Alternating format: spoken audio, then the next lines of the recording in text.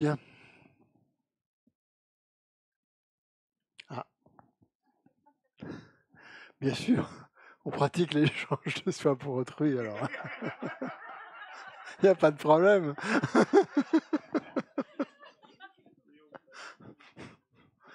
L'échange de chaises pour autrui. Enfin, bon, enfin, bref.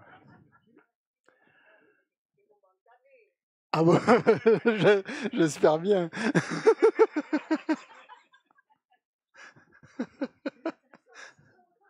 Euh, merci, merci hein, de me prendre ma chaise. Bon, sur Zoom, sans attachement. Non, non. Y a... Hein? Oui, bien sûr. Jusqu'à tout à l'heure. Bien, donc j'ai une annonce à faire de la part de Julia qui m'a demandé de vous parler de la retraite des 100 000 bols d'eau qui aura lieu à l'Institut Vajrayogini cet été, la deuxième quinzaine d'août. Voilà. Cette retraite des 100 000 bols d'eau, je pense, fait partie des conditions pour valider le PEBA. Ce n'est pas sûr, mais presque. C'est en tout cas un des 9 préliminaires dans la tradition Gelugpa, les 100 000 bols d'eau. Et ça fait partie des 9. C'est que dans la tradition Gelugpa, il n'y a pas que 4 préliminaires, il y en a 9. Ce qu'on appelle les Ngondro hein, en tibétain. Donc, dans l'école Gelugpa, oui, il y a 9, il y a la pratique des 100 000 bols d'eau qui est fortement, enfin, qui est imposée, quoi. En général, pour faire cette pratique des bols d'eau, on dit pour un individu normalement constitué, adulte et en bonne santé, il faut 4 mois pour la faire, pour un pratiquant, pour accumuler les 100 000 bols d'eau. Hein. Lama Zopa Rinpoche a eu la bonté de nous permettre d'accumuler ces offrandes collectivement au lieu de le faire individuellement lors d'une retraite de groupe. Ce qui veut dire qu'on accumule tous ensemble et on arrive au nombre de 100 000 collectivement au lieu de individuellement. Voilà. Donc ça facilite quand même pas mal les choses et on peut le faire en 15 jours du coup.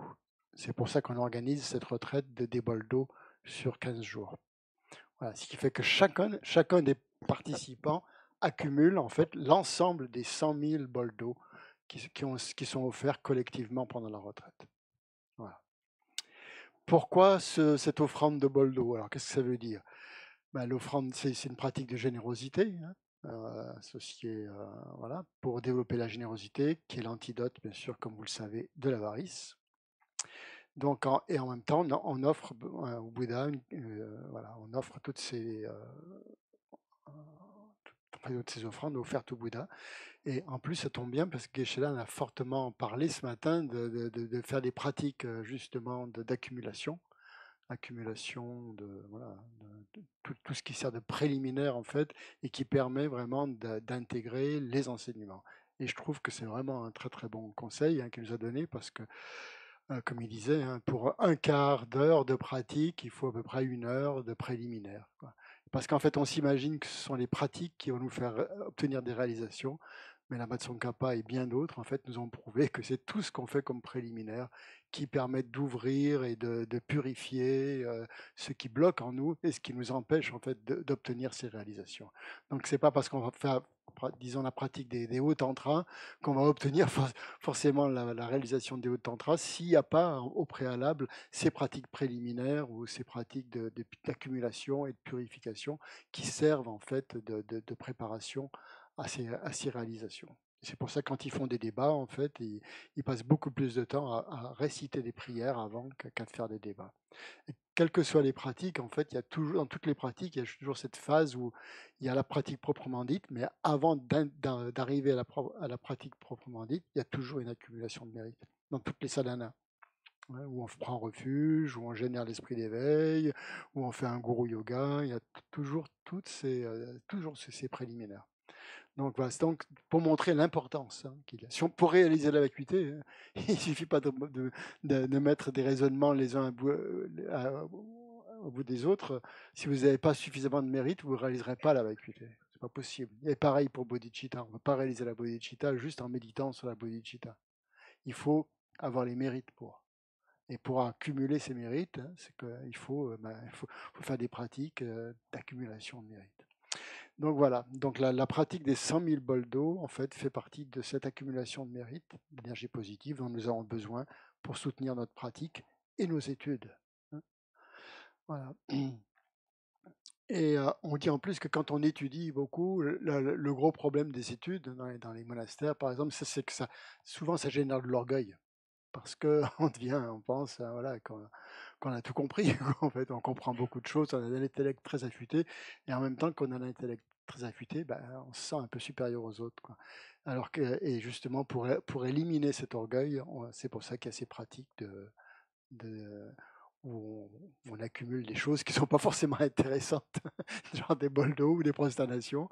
Bof, hein, au début ça peut amuser, mais quand vous en avez fait 1000 ou 2000, vous commencez à trouver ça moins drôle. Et c'est là où justement les difficultés commencent et où on commence vraiment à purifier quelque chose. Donc voilà, les autres pratiques, si vous me demandez quelles sont les autres pratiques préliminaires, bon, vous les connaissez, c'est les prosternations, refuge, prosternation, Vajrasattva, l'offrande de mandala, le guru yoga, hein, les offrandes du feu, les tsatsa, merci, les tsatsa, et la pratique de Samaya Vajra, Tamsik Dorje. Tamsik Dorje, Samaya Vajra, qui est une pratique déité qui purifie surtout les transgressions des engagements qu'on a brisés dans cette vie ou dans les vies antérieures. Voilà. Voilà, donc je peux dire que les offrandes de bol d'eau étaient un moyen extraordinaire d'accumuler du mérite et de purifier les négativités afin de générer rapidement dans notre esprit toutes les réalisations de la voie.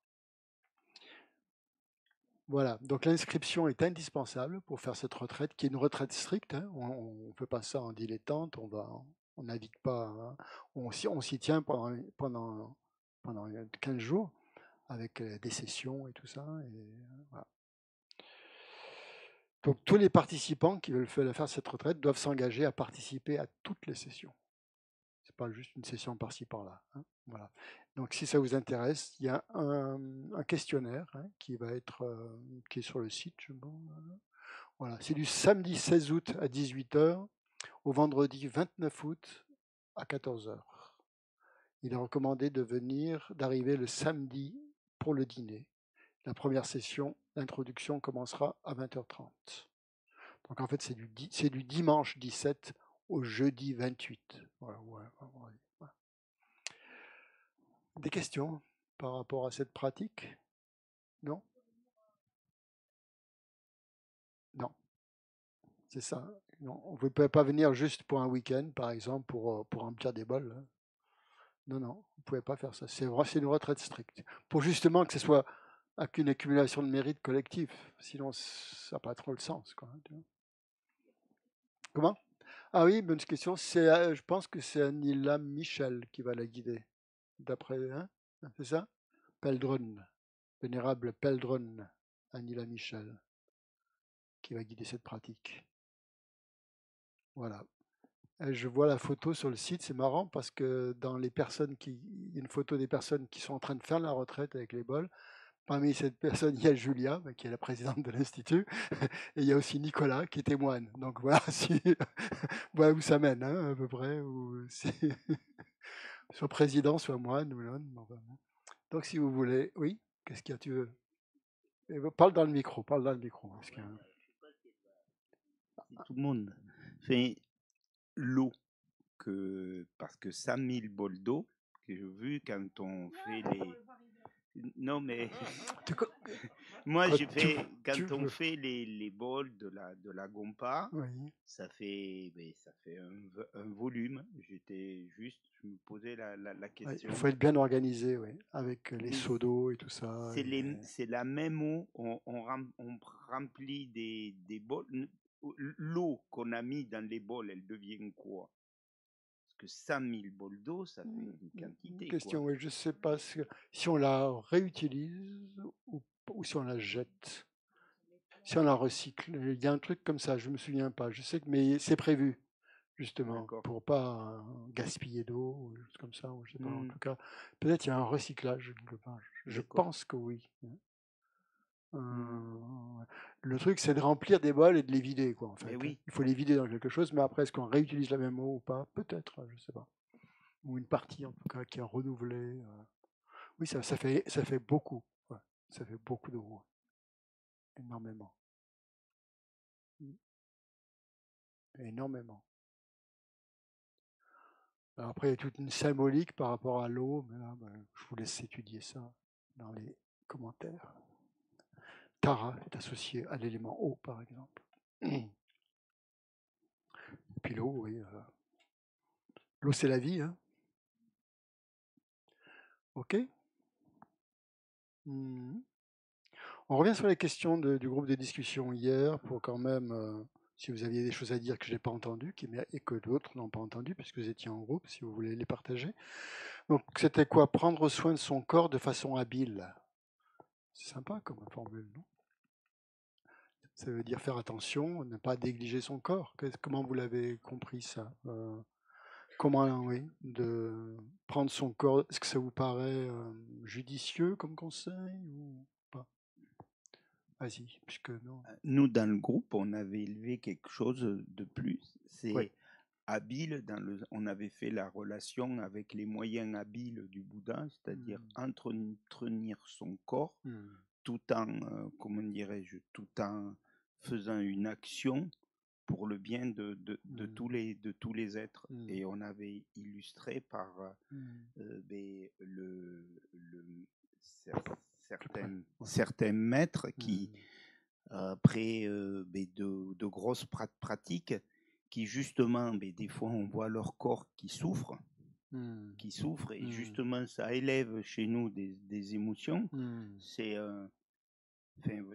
une façon d'utiliser le corps pour au bien de tous les autres. Oui, mais sans aller trop loin, sans s'affranchir la précieuse c'est à la renaissance fois humaine. de se débarrasser de l'attachement au corps, mais pas tomber dans des pratiques peut-être extrêmes ou d'ascétisme ou autre, hein, comme une espèce de voie du milieu, quoi, un petit peu. Je crois que c'est un petit peu ça le sens. Vous aviez d'autres choses à dire par rapport à ça? Pas dans les extrêmes, quoi. L'extrême de l'ascétisme ou l'extrême de l'hédonisme. Il n'y a pas rapport au corps.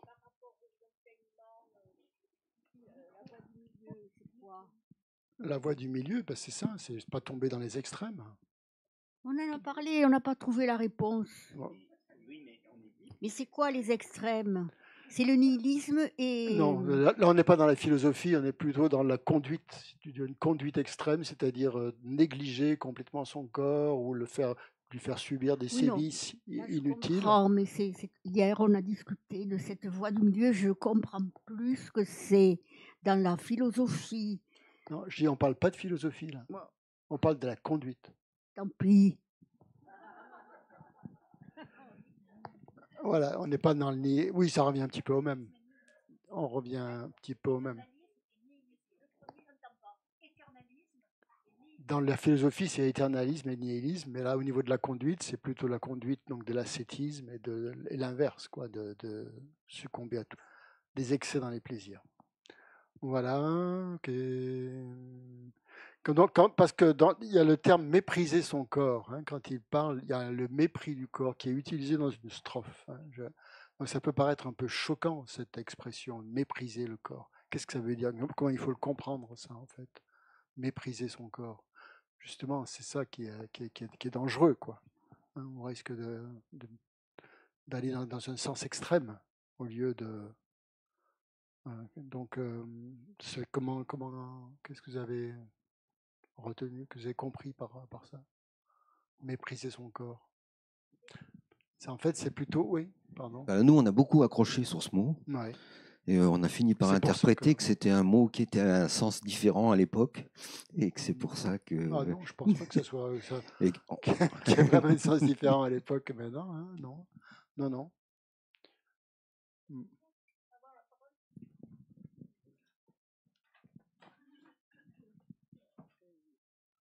J'ai entendu hier qu'à l'époque, il y a un siècle, on était élevé dans le mépris du corps et dans la haine de la sexualité. Quand même, ça a évolué.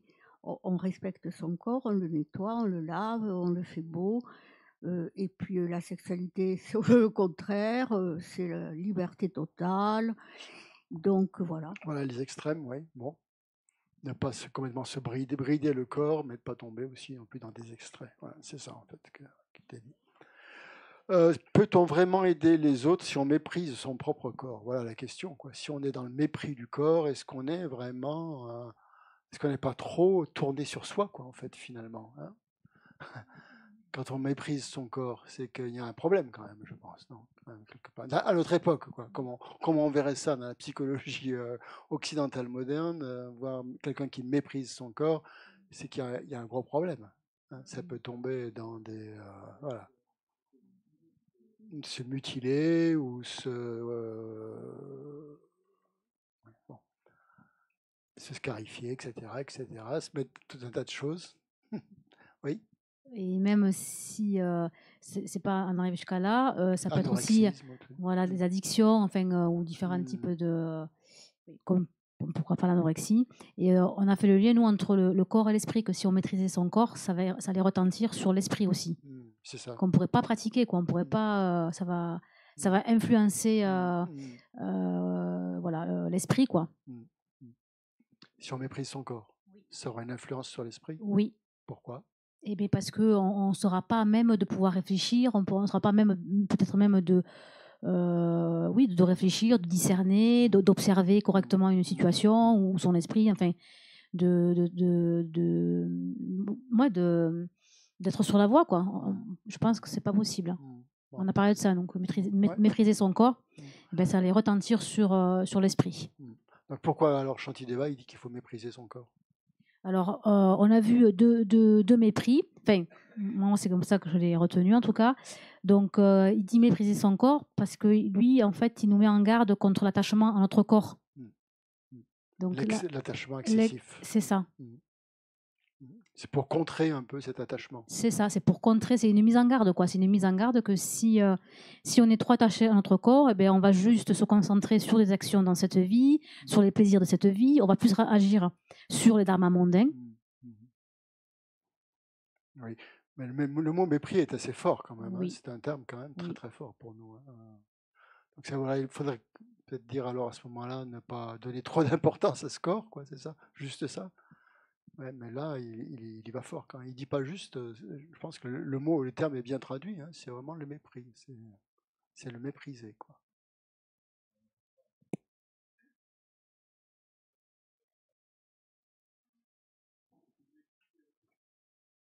Et de plus en plus, on nous dit de respecter son corps et celui de l'autre, puisqu'il y a toutes ces histoires de relations, des enfants ou adolescents, au corps de l'autre, au respect. Donc, une prise de conscience aussi de l'importance de ce corps, de notre véhicule. Et donc, sans aller au chérissement ultime, bon, mais il y a quand même une notion de respect, de sentir bien ce corps pour pouvoir échanger avec les autres. Et faire donc c'est pour ça que le terme mépris paraît quand même un peu fort, contradictoire par rapport à tout ce que vous dites. Ça semble. Ouais, donc comment essayer Shantideva, c'est ce qu'il dit, hein, je suis désolé, mais...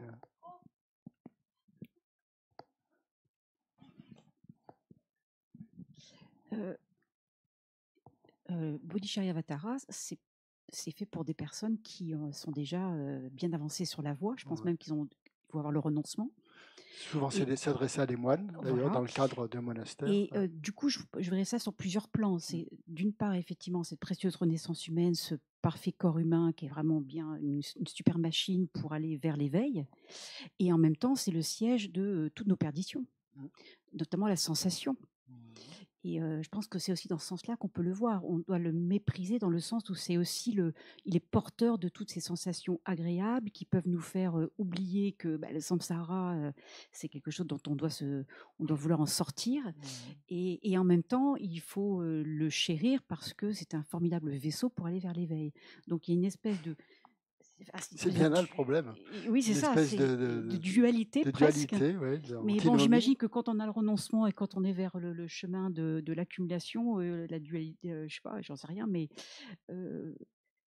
voilà, je vois un peu effectivement une dualité qui... Moi, je pense qu'en fait, c'est pas vraiment mépriser son corps, mais ce serait mépriser un intérêt excessif que l'on porte au corps. C'est ça qu'il faut, en fait. C'est comme ça que moi, personnellement je le comprends. C'est ça c'est revenir à l'esprit, hein, en fait. L'esprit qui a tendance à donner trop d'importance à ce corps. C'est ça qu'il faut en fait rejeter.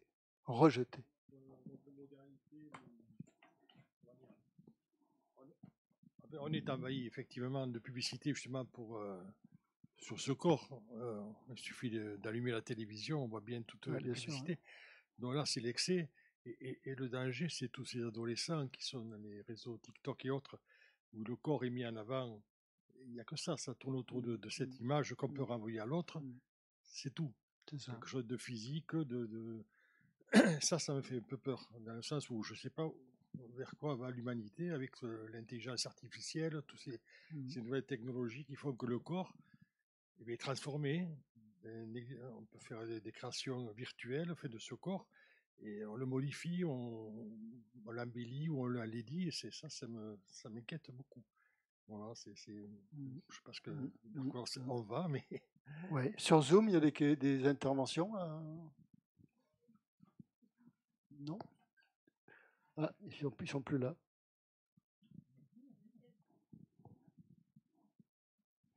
C'est normal. Si on est là. Ah, vous êtes là, mais c'est juste qu'on ne vous voit pas alors sur l'écran. Oui, on est là. On est là. Guéchelodin nous a parlé nous a dit qu'il fallait considérer quelquefois le corps comme un ennemi. Et c'est à ce niveau-là peut-être qu'on peut le maîtriser, le mépriser parce que c'est un ennemi. Moi, je l'ai perçu comme ça. Comme un ennemi, oui, effectivement. C'est dit à un moment donné, oui. Voilà. D'accord. Il peut être un ennemi. Il peut être un ami ou il peut être un ennemi. Et quand c'est un ennemi, on peut le mépriser. Dans ce sens-là, oui. Voilà. D'accord. Très bien. Qu'est-ce qu'il y avait d'autre? Christian? Oui. Pardon. Vas-y. Martine.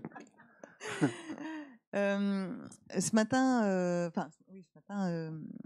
Guy Chelodin nous a parlé de comment ça se passait dans les monastères. Oui. Et donc, il y avait quand même une notion aussi d'effort physique pour arriver aussi aux réalisations. Hein, il en a parlé. Un dépassement. Donc, un dépassement. Donc, il y a un rapport ascétique au corps. Et maintenant... pas ascétique, non. Ils ne prônent pas l'ascétisme. Quand même, non, mais j'ai bien compris ça, mais c'est plus un rapport ascétique que non, c'est pas un rapport ascétique. Par rapport à maintenant où il n'y a plus cette notion-là. Ah oui, d'accord. C'est là que je voulais en venir. Maintenant, c'est plutôt une notion... de complaisance. Et même, en fait, c'est autre chose, c'est même, je crois même pire, c'est dans le sens où le corps est réifié. Il devient objet. Et de plus en plus un objet extérieur, un objet de préoccupation mondaine. C'est-à-dire que c'est une marque d'identité. On fait partie de telle communauté, de telle nana. Enfin, il y a... on accorde trop d'importance à un corps réifié maintenant. Voilà, c'est comme ça que je vois les choses. Ou à l'inverse, à le mépriser complètement parce qu'il y a un problème. Mais c'est une forme de mépris et de réifier. Hein. Oui, c'est une forme de mépris. Hein. Oui. Ok. On ne peut pas pratiquer. Alors là, il y avait une faute, une coquille, excusez-moi, c'est quand j'ai tapé trop vite, je n'ai pas fait attention, j'ai répété le mot karma alors que c'était dharma. On ne peut pas pratiquer un dharma pur et authentique tant qu'on n'a pas acquis une certitude du karma. Ça, c'est Geshe-la qui a dit ça. On ne peut pas pratiquer un dharma pur et authentique tant qu'on n'a pas acquis une certitude du karma. Vous voyez pourquoi? Comment vous voyez ça? C'est bien, c'est une belle phrase, mais on a l'air d'accord, plus ou moins, mais comment? Pourquoi? Pourquoi on ne peut pas pratiquer un dharma pur et authentique? Une certitude du karma, ça veut dire quoi? Qu'on a pleinement intégré les principes, hein, les 4 principes du karma, hein, et ça fait plus aucun doute. Donc tout notre comportement, il est axé là-dessus. Oui. hier, il me semble, enfin que des fois, j'oublie, je remets, mais il me semble qu'on avait parlé de la pureté de l'intention. Parce que l'intention, en fait, il en a parlé hier, il a dit qu'il y avait deux côtés dans le chérissement de soi. Il y a le côté où on dit, on va faire quelque chose, mais on le fait par peur des conséquences. Des conséquences. Ouais. Et alors, en fait, quand c'est pur, vraiment, bon, on le fait avec une intention pure, pas à moitié. Quand on le fait, vas-y, redis-moi ça. On fait les choses, si on les fait totalement et complet pour avoir un dharma pur. On ne fait pas parce que j'ai peur que Non, je le fais parce que je le fais et je le fais bien. Mais justement, le karma, c'est justement de penser aux conséquences. Oui, mais des fois, à cause de la conséquence, on peut le faire avec... Alors, ça va à l'encontre. C'est pas tout à fait... Si tu penses aux conséquences, donc tu vas t'arranger avec ça, ça sera impur à ce moment-là, si tu le vois comme ça. Donc, ce sera une préoccupation mondaine, ce ne sera plus un dharma pur. Si tu penses... Donc, pourquoi? C'est ça la question. C'est pourquoi, en pensant aux conséquences karmiques, ça devient pur. Alors qu'on pourrait penser, comme tu es en train de le dire, que ça devient impur parce qu'on est double un petit peu, quoi. On est dans une stratégie, quoi. On est dans une stratégie. Xavier, pardon, vas-y. Non, excuse-moi. En fait, il faut se passer par la définition du dharma qu'il a donnée, tout simplement. Il a donné une pensée positive ou une pensée vertueuse. Hier, on a parlé de ça dans la définition du dharma. Et aussi que le plus important, c'était de ne pas nuire. Donc, dans ces cas-là, il suffit de reporter la définition sur le karma. Hors nuisance, donc le karma, il faut vraiment y croire pour avoir un karma positif et rester tout le temps hors nuisance, avec toutes les définitions qui suivent derrière, et en gardant tout le temps une pensée positive et vertueuse, en restant juste au niveau de la définition. Ok, très bien. Parfait, oui, c'est bien, c'est ça. Oui, c'est une bonne réponse, oui, merci.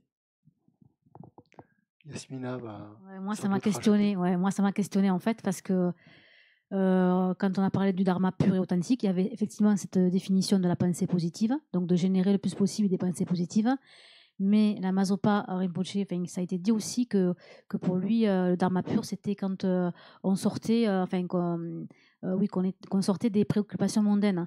Donc, moi, je me dis que même si effectivement on a la certitude du karma, bon, on va réfléchir sur la cause et les effets donc de nos trois portes, donc quand on va agir. Mais comme on a la saisie, ou ce chérissement de soi, ça me paraît contradictoire en fait. Moi, j'ai du mal à joindre les deux, quoi. Le chérissement de soi, il est partout, hein, de toute façon. Mais parce qu'on n'est pas sorti on n'est pas sorti du chérissement de soi, donc on n'est pas sorti des préoccupations mondaines. Donc, il ne peut pas y avoir de dharma pur pour moi. Complètement pur, non. Mais plus on va réfléchir au karma, plus peut-être ça va aller dans un sens de pureté, au sens où on va arrêter toute forme d'action négative et de nuisance. Et donc abandonner les préoccupations mondaines. Parce que c'est ça qui va primer. C'est ce qui va primer, c'est de ne pas nuire aux autres. Et donc là, ça devient pur. Même s'il y a quand même du chérissement de soi, même s'il y a... Ouais. Ok, dans quelle situation notre égoïsme se manifeste-t-il le plus? Bon, ça c'était peut-être une question un peu personnelle, je ne sais pas. Ça à chacun de voir. Bon, en général, disons, si on parle en général, pour nous, dans notre situation actuelle, dans notre mode moderne, dans quelle situation notre égoïsme il va surtout se manifester? Qu'est-ce que vous en pensez? Comment vous le vivez? De manière générale, au niveau de société, ou au niveau... Je pense quand moi je l'appelle le petit jeu. Hein. Le petit jeu. Quand le petit jeu est attaqué directement, quoi. Que c'est qui va se renfermer et que là, il n'y a plus que lui qui compte. Et c'est... Donc dans les situations de quoi, par exemple? Quand on vient de te dire tu fais mal ton boulot, quand on vient de te dire des critiques. Des critiques. Essentiellement. Dès qu'on n'est pas à l'aise, en fait, dès que l'esprit n'est plus Oui, mais qu'est-ce que c'est qui fait que l'esprit n'est plus stable? N'est plus stable, oui, qu'il y a ce chérissement de soi qui apparaît, cet égoïsme. Parce qu'on Donc il y a les parce qu'on on se saisit, enfin on se voit, on a une idée de nous-mêmes qui ne correspond pas à ce qu'on vient de nous reprocher, l'ignorance. À l'image que quelqu'un a de nous, par exemple, qui ne correspond pas à l'image que nous avons. D'accord. Ouais. Autre chose? Non? Dans quoi la compréhension de la vacuité renforce-t-elle l'engagement altruiste? Et voilà. Comment la compréhension de la vacuité pourrait-elle renforcer l'engagement altruiste? Pas facile. Enfin, il y a plusieurs façons de le voir. Hein. Les mots sont un peu compliqués. Mais non. Moi, je dirais qu'on passe par l'interdépendance. Ouais. Et on a vu ça. L'interdépendance, quand on parlait de la souffrance, n'est que souffrance. La souffrance, et bien dans ces cas-là, chacun amène. Si on voit que l'autre est en souffrance, c'est comme le pied a mal, j'ai mis la main. On va reprendre ça au niveau global de la population. Voilà.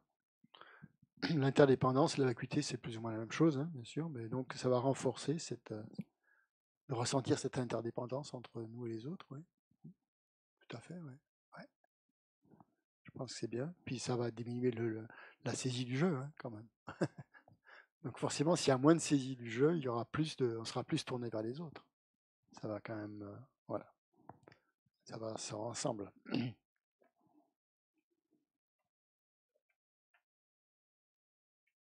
Mais quand même, j'avais trouvé cette affirmation: qui suis-je, moi, si je ne participe pas? Donc, si quelque part, je ne suis pas à l'écoute de l'autre, que je mette qui suis-je, moi, qui ne participe pas? Ça fait beaucoup de je et de moi, ça. Hein. Oui, si on n'est pas dans la participation d'une action altruiste ou aider les autres, être ouvert, il y a tout ça aussi dans la vie, simplement, ou bien faire des dons, ou etc. Bon. Voir que l'autre aussi est comme soi-même. Quelque part, on n'est pas si différent, même si on peut s'imaginer supérieur ou pas, mais ça, c'est des erreurs, quoi. On est identique, hein, l'être humain, bon, avec ses souffrances, ses attentes, ses questionnements, quoi. Yes. Oui. Est-ce que c'est direct, c'est-à-dire par rapport à la question, si on comprend la vacuité, est-ce que ça va nous donner plus envie d'aider les autres? Mais est-ce qu'on ne passe pas par rapport aussi à la case précédente sur la souffrance? Ça veut dire aussi qu'on a compris qu'on avait la possibilité petit à petit d'approcher un peu moins de saisie de ce jeu, mais parce que aussi on a compris précédemment aussi, on a compris qu'on avait des perturbations, qu'on avait notre souffrance, qu'elle est identique aux autres. Est-ce que ça participe, ça aussi, dans cette compréhension ou pas? C'est plutôt une égalisation de soi et autrui, ça, non? Mais ça participe, oui, bien sûr, ça peut participer. C'est plutôt égaliser, comme la méthode de Shantideva, justement. On s'égalise mieux avec les autres quand on voit l'absence d'un jeu, par exemple, que le jeu n'existe pas. En fait, mon idée, c'était de dire peut-être partir de la souffrance, en fait, hein, et après arriver à la compréhension de la vacuité. Et c'est ça qui fait aussi qu'après, on va pouvoir comment dire, avoir envie d'aider plus les autres parce que on aura bien pointé la souffrance, quoi. On a vu que la souffrance était vide, c'est ça que tu veux dire? On a vu que, comment dire, d'abord on a solidifié. D'abord on sait qu'on solidifie la souffrance. Et après, quand on va arriver vers la compréhension de la vacuité, c'est là où est-ce qu'on va la dissoudre peut-être. Et c'est là que ça va nous donner envie de peut-être plus aider les autres. Puisqu'on sait qu'on est dans la solidité, quoi, qu'il y a quand même cette tendance, c'est quand même c'est fort. Ouais. Ben oui, bien sûr. Si on réalise la vacuité, bien on va avoir beaucoup de compassion pour les gens qui ne l'ont pas réalisé, qui sont encore dans la souffrance parce qu'ils saisissent la souffrance. Ça passe vite le temps. Je voudrais la 5e question, c'était juste pour pour Pascal, donc c'est pas la peine d'en parler. il a bien compris. Donc, juste, j'ai essayé de relever, je pense que c'est ça le plus important. Vous avez bien compris de quoi on a parlé pendant le week-end. C'est pas la peine de revenir là-dessus. Elle le fait très bien, Chantal aussi, tout est bien traduit, tout ça. Ce que je voudrais juste réviser, revoir avec vous, c'est les différentes instructions de pratique que Geshe nous a données ce week-end. Je pense que c'est important qu'on ait tous bien à cœur et bien noté, en fait. Et puis, on n'est pas forcément. Peut-être que vous en avez noté d'autres, hein, voir si on a tous noté les mêmes choses comme instruction de pratique. Donc, la première, il y en a plusieurs, j'en ai relevé, je ne sais plus, 5 ou 6. La première, c'est évidemment de pratiquer l'échange de soi contre autrui, hein, de le faire. Ça, c'est la pratique principale à laquelle nous invite Shantideva. Et voilà, donc c'est comme ça que la strophe 120 a commencé. Déjà, je pense reconnaître, en fait, Geshe-la a commencé comme ça. Reconnaître quand ça ne va pas, quand il y a des conflits, quand il y a quoi que ce soit, reconnaître notre propre responsabilité, au lieu de tout de suite mettre la faute sur l'autre, ou sur la situation, ou sur quelque chose d'autre. Donc, et ça, quelles que soient les situations qui se présentent où on aurait tendance à blâmer autrui pour les difficultés qu'on rencontre, c'est tout de suite avoir cette attitude de reconnaître notre propre responsabilité là-dedans. C'est-à-dire, et là, ça rejoint le karma, c'est-à-dire, si on est face à cette difficulté, c'est que quelque part, on est à la source de ça. Hein. Cette épreuve que l'on est en train de vivre, on l'a plus ou moins créée. Et donc, ça nous renvoie à notre propre karma, en pensant à notre responsabilité. Et donc là, bien sûr, le point essentiel, c'est de méditer sur les 4 principes du karma. Hein. Le karma est certain, le karma se multiplie, on ne récolte que ce qu'on a semé, et le karma ne s'épuise pas de lui-même, hein, si on n'intervient pas. Donc c'est ces 4 principes. Hein. Donc si on a vraiment intégré ces 4 principes, on est déjà des individus super quand même. C'est-à-dire que on réagit, on va bien réagir dans toutes les situations. Si on a compris que le karma était certain, ça correspond exactement à la graine que l'on a semée, hein, pas une autre chose, que ça se multiplie avec le temps et qu'on ne récolte que ce qu'on a semé, que ça ne s'épuise pas de soi-même, forcément on va accepter ça. Hein. Et dans cette situation-là, il y a toujours, bien sûr, la pratique que l'on peut faire. Et dans ces situations-là, si on a besoin d'une pratique, parce que ça, c'est analytique, hein, revenir à sa responsabilité. Mais moi, je trouve ce qui est bien de faire, c'est une pratique en même temps, comme Tonglen, par exemple. C'est-à-dire prendre la souffrance sur soi, la souffrance d'autrui sur soi, et lui offrir du bonheur à ce moment-là. Et ça, on peut le faire mentalement dans une situation de conflit. Hein. Et ça change bien, ça transforme bien les situations en général. Quand on visualise que l'on est en train de prendre la souffrance d'autrui, je ne sais pas, sous forme de fumée noire, par exemple, et qu'on leur donne notre bonheur sous forme de lumière blanche, il y a une alchimie là, qui a lieu. Donc ça, c'était la première pratique, donc dans l'échange de soi, reconnaître sa responsabilité. Et l'échange de soi et autrui va commencer comme ça. Si on ne reconnaît pas sa propre responsabilité, c'est impossible de pratiquer ça. Donc c'est pour ça que le karma, la pensée, la réflexion sur le karma, elle est vraiment indispensable. Bon. Le deuxième point, c'est celui dont on vient de parler, d'abandonner l'attachement au corps, parce que le corps et le moi, ça va un petit peu ensemble, hein, pour nous. Voilà. Et plutôt voir le corps comme quelque chose qui est utile, quoi, mais qui est éphémère aussi. Hein. Donc, ne pas trop lui attacher d'importance en voyant donc le corps est quelque chose d'éphémère. Et donc, qu'est-ce qui va nous aider là? C'est de méditer sur l'impermanence et sur la mort. Quoi. Il y a beaucoup de questions de ça aussi dans les enseignements de Geshe-la, qui nous ramènent constamment sur cette impermanence, sur la mort, pour réduire notre attachement. Plus on va faire ça, plus on va réduire son attachement. Il n'y a pas besoin de se mettre dans des conditions de difficulté extrêmes. Hein. Le simple fait de méditer sur l'impermanence et la mort, ça diminue l'attachement, c'est automatique. On est d'accord. Et donc le corps, en fait, dans cette situation, il doit être utilisé essentiellement pour accumuler du mérite. Et c'est en ça que les Tibétains ont l'air d'être des ascétés, d'aller au-delà justement du corps, parce que grâce à ce corps, ils vont accumuler du mérite en faisant des prosternations, en faisant des offrandes de mandala, tout ce que le corps peut permettre de faire, ils vont le faire avec ça. Et donc, utiliser ce corps pour accumuler du mérite, et la meilleure façon d'accumuler du mérite, d'après le chapitre où on en est, c'est d'aider les autres, c'est d'aider autrui, c'est de servir les autres, et pratiquer la patience, par exemple, face aux difficultés. Donc, endurer les difficultés du corps, pas par simple ascétisme, mais parce que c'est une manière d'accumuler des mérites.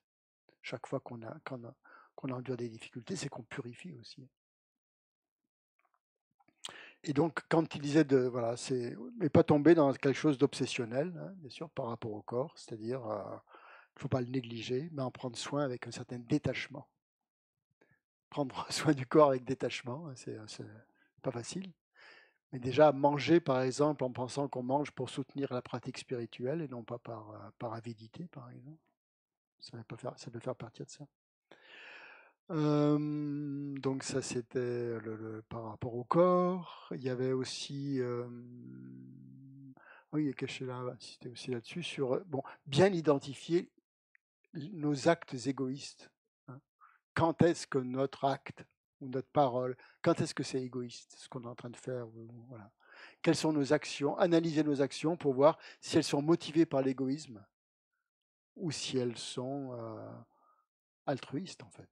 Et essayer le plus possible de remplacer les actions motivées par l'égoïsme, de les remplacer par des actes altruistes. Voilà, par exemple, une action motivée par l'égoïsme, ça serait par exemple de mentir pour protéger sa réputation. Et la remplacer par un acte altruiste, c'est dire la vérité, justement, avec bienveillance. C'est toujours plus facile quand il y a de la bienveillance, en fait. Parce que si on ment pour protéger sa réputation, on sait que c'est compliqué, quoi. On va tout... C'est très compliqué. Tandis que dès qu'il y a la bienveillance, en fait, ça simplifie tout. Même par rapport à la bienveillance, Geshe-la avait abordé à un moment une distinction, il a dit on pourrait faire la distinction entre l'amour et la bienveillance. Et en fait, moi, il y a quelque chose juste comme ça, à chaque fois, ça me fait réagir.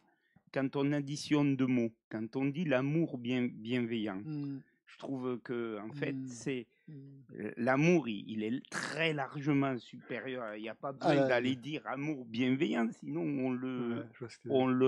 on a vraiment. Mais il peut y avoir plusieurs conceptions de l'amour, quoi. Tu vois, c'est ça pour dire bienveillant. C'est pour ça qu'on rajoute bienveillant, pour pas tomber dans un amour-attachement, par exemple. Là, quand on dit amour-attachement, je trouve que ça apporte quelque chose. Et amour bienveillant, ça enlève quelque chose. Oui, parce que l'amour-attachement, il y a un côté de l'amour pas bien, dès qu'on enlève du pas bien pour avertir. Mais là, l'amour bienveillant, enfin, je le vois positif. L'amour aussi, on les met tous les deux ensemble, ben, je trouve qu'on diminue l'amour. Au sens fort du terme. Oui. Bon, on n'a pas toujours cette conception de l'amour au sens fort du terme. On peut avoir une conception de l'amour quand même tournée vers soi, quoi. C'est pas ça la vraie définition, je suis d'accord. Mais c'est peut-être une conception un peu moderne et actuelle que l'amour, c'est l'amour de soi, ou je sais pas, bienveillance, ça peut introduire quelque chose de une nuance. Mais alors, plus altruiste peut-être. Aujourd'hui, il me semble qu'il y a quelque chose qui échappe chaque fois parce qu'on est toujours avec l'espèce de récompense, tout. L'amour, moi, j'aurais tendance à lui rajouter quelque chose inconditionnel. Et en fait, oui, c'est ça. Ouais. C'est l'amour inconditionnel. C'est ça rentrerait bien dans la définition. Ouais. Voilà. Ouais, c'est bien. Ouais. Si tu veux, pas de problème.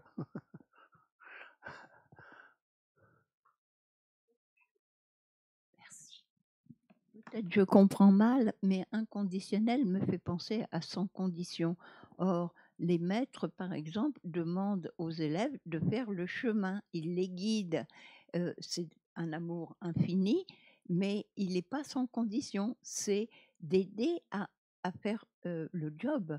Que les... c'est pas... c'est des conditions pour le bien de la personne aimée. Il me semble Quelle est la condition là, à ce moment-là?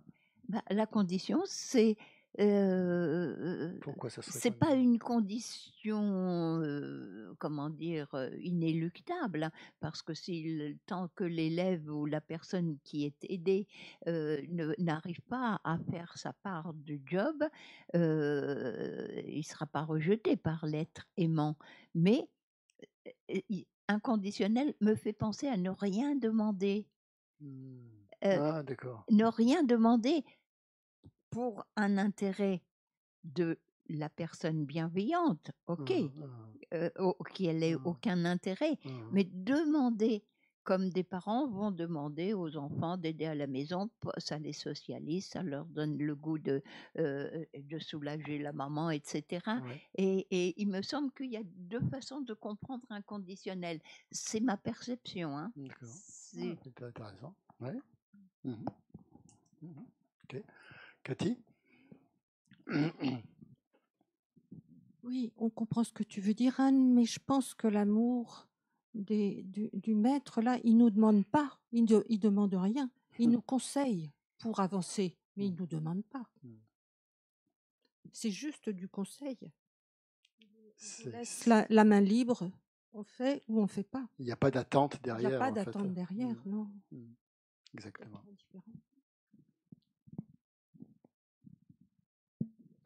Ok, donc pour cultiver cet altruisme, en fait, voilà. Geshe nous a recommandé aussi de toujours, avant d'agir, de se demander comment est-ce que ça va profiter aux autres, quoi. Est-ce que ça profite à moi, mais surtout comment, est-ce que ça profite aux deux, en fait? Est-ce que ça profite à soi-même et aux autres? En général, on fait tout en pensant que ça va profiter à nous-mêmes, mais là, on ne pense pas forcément aux deux. Et déjà, c'est un moyen, je trouve, de sortir un peu de soi, quoi, déjà. Hein. C'est sûr qu'on fait des choses, il ne faut pas se mentir, on fait des choses pour que ça nous profite à nous-mêmes. Mais en plus de ça, donc voir si ça aussi, ça va profiter aux autres. Il a dit que finalement, il y a que la bodhicitta, c'était vraiment quelque chose qui profitait à soi-même et aux autres. Et l'altruisme, notamment. Bon, ça, d'accord. Et donc, voilà. Pratique de l'humilité aussi, on a parlé un petit peu de ça ce week-end. Donc, dans Shantideva, se visualiser comme le serviteur de tous les êtres. Hein, se penser que l'on est le serviteur de tous les êtres. Pour la pratique de l'humilité, pour contrecarrer l'orgueil, hein, en fait. C'est vrai que si on se considère comme le serviteur des êtres, ben, ça va éliminer l'orgueil. L'orgueil de vouloir être servi par les autres, par exemple, de mériter d'être servi. Là, vous inversez carrément le truc, quoi. Et donc, c'est une manière de penser à ça, si on se voit comme le serviteur des autres, forcément, ça va contrecarrer l'orgueil et ça va développer l'humilité. Et par rapport aux critiques aussi, l'humilité. Hein, l'humilité, c'est aussi d'accepter les critiques avec gratitude. Un peu, hein. Les voir comme des opportunités de croissance et non pas les relier à son ego. Mais en général, c'est ça qui coince, hein, c'est qu'on n'accepte pas les critiques avec gratitude en général. Et ce qu'il y avait dans la strophe 128, oui, servir sans attente, en fait, hein, s'engager dans des actions modestes et voir le service comme une offrande et non pas comme une corvée.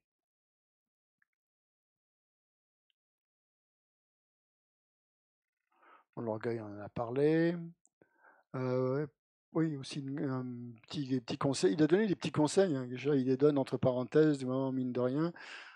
Donc j'en relève certains, mais peut-être pas tous, si vous en avez d'autres. Considérez autrui comme des bodhisattvas, des bodhisattvas cachés. Et même ceux qui nous irritent, qui nous énervent, voire parce que finalement, on n'est pas capable de voir qui est qui, au-delà des apparences, en fait. On s'arrête là. Et donc, considérer que tous les êtres, en fait, comme des bodhisattvas cachés.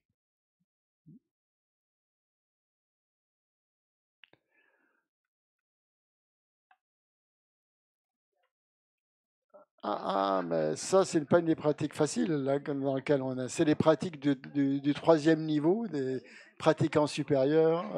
Voilà.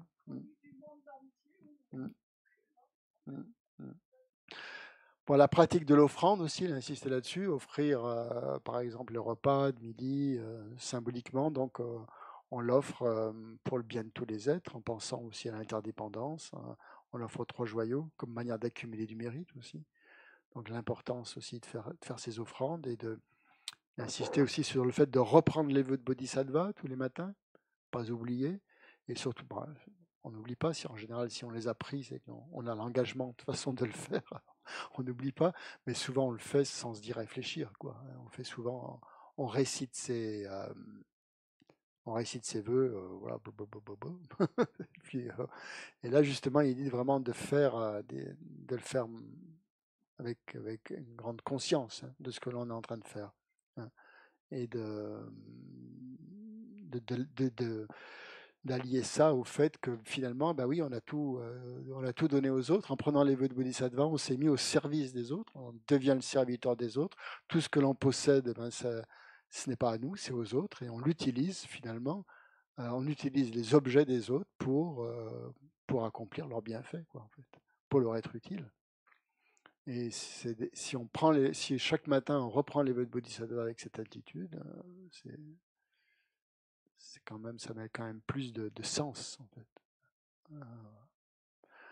Donc, de dire par exemple, aujourd'hui je vais agir pour le bien de tous les êtres, juste cette phrase, même si on n'a pas les vœux de Bodhisattva encore, on peut simplement se dire le matin, aujourd'hui je vais agir pour le bien de tous les êtres, je vais essayer dans toutes mes actions de voir comment, à qui je profite, si c'est à moi, si c'est aux autres, et le soir dédier ses mérites pour qu'ils nous permettent d'atteindre l'éveil.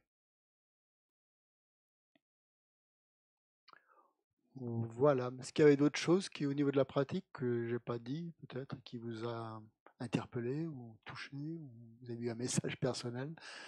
Ça, vous pouvez le dire ou vous le gardez pour vous, mais bon. S'il y a des choses dont tout le monde peut profiter par rapport à la pratique. Le goût de l'effort? Le goût de l'effort, oui. Bien, merci, oui, je voulais en parler, c'est vrai, je l'ai oublié celui-là. Merci bien. Le goût de l'effort, c'est-à-dire, l'effort enthousiaste, surtout, quoi. Avec la joie. Pas l'effort sans joie, mais l'effort avec joie. C'est que l'effort sans joie, c'est le burn-out, à un moment donné. Parce qu'on va se fatiguer. On va se fatiguer, forcément. Donc, si on essaie de dépasser son corps, d'en faire plus qu'on est capable, on va arriver à l'épuisement.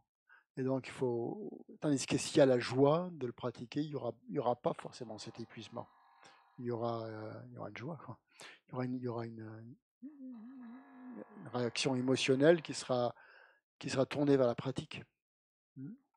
Donc, le goût de l'effort avec la joie, ouais. De s'efforcer de tourner notre esprit vers des pensées positives. Oui, bien sûr, ça en général, oui, exactement. Tourner le plus possible. C'est ça la pratique du Dharma, en fait, comme il l'a défini, de constamment tourner notre esprit vers des pensées positives. Ouais, Dominique? La gratitude aussi. Oui, penser à la gratitude. La gratitude, oui. La gratitude, oui. Et de l'humilité, la gratitude. Autre chose?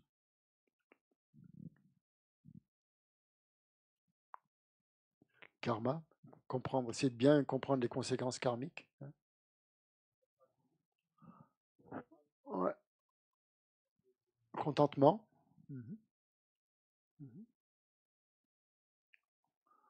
Ok. Christian, Oui, excuse-moi. oui, C'est oui. Natacha sur. Natacha, ouais. J'avais vu deux autres choses, Oui, moi. merci. Il y avait, par rapport aux dons, le fait de sois certain que tu as déjà tout donné, et donc du coup que quand il y a par exemple des difficultés ou qu'il n'y a pas de ça sert à rien par exemple de en vouloir protéger ce qu'on a, en vouloir protéger notre réputation, comme on a déjà tout donné, c'est pas la peine de voilà se mettre dans des états ou faire des actions négatives pour pouvoir garder. Oui, c'est un très très bon, un très très bon conseil justement, d'avoir cette attitude genre mentale d'avoir tout donné. Ouais, Et l'autre. Ouais, ça fait partie des vœux de Bodhisattva, hein, ça, se dédier aux autres. Donc c'est ça le sens vraiment des vœux de Bodhisattva. Oui, et l'autre point que j'avais vu, c'était par rapport à dormir. Donc ça me touche particulièrement. Donc, je l'ai bien relevé. Il disait qu'en fait, il fallait pas dormir. Enfin, il fallait dormir que la nuit, si j'ai bien compris, et que sinon c'était gaspiller cette précieuse renaissance humaine. Oui, c'est ça. Donc, oui.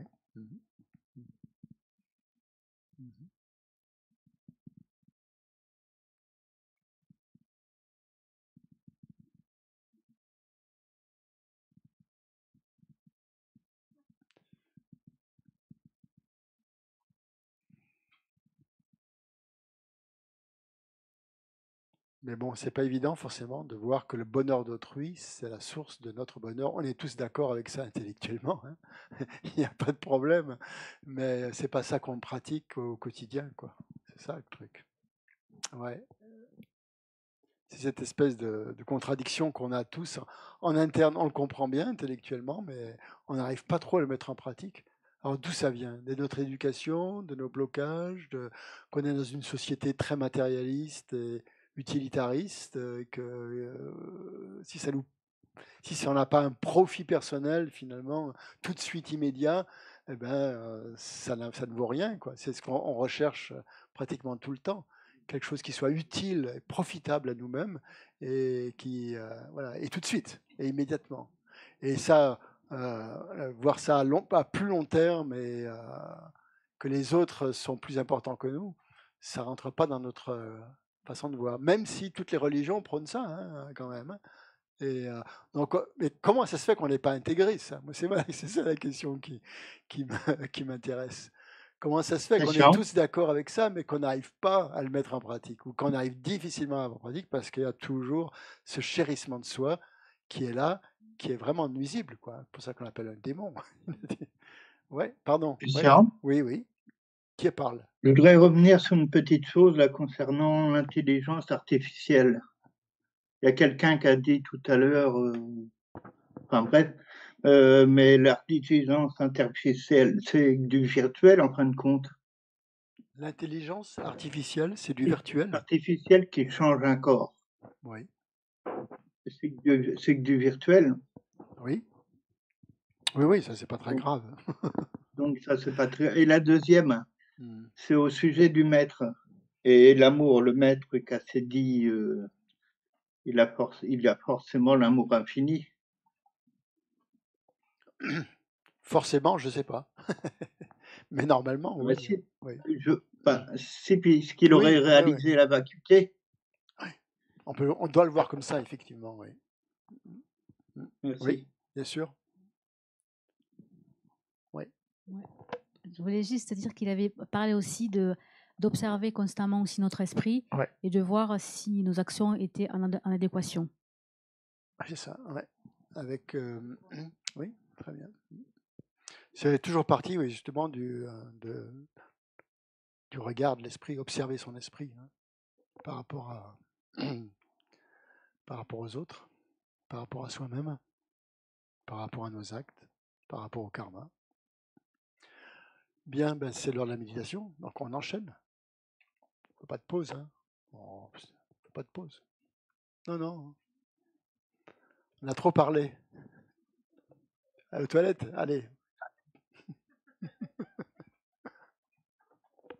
Désolé, on a parlé un petit peu trop longtemps et on est arrivé, c'est déjà moins quart dans la méditation.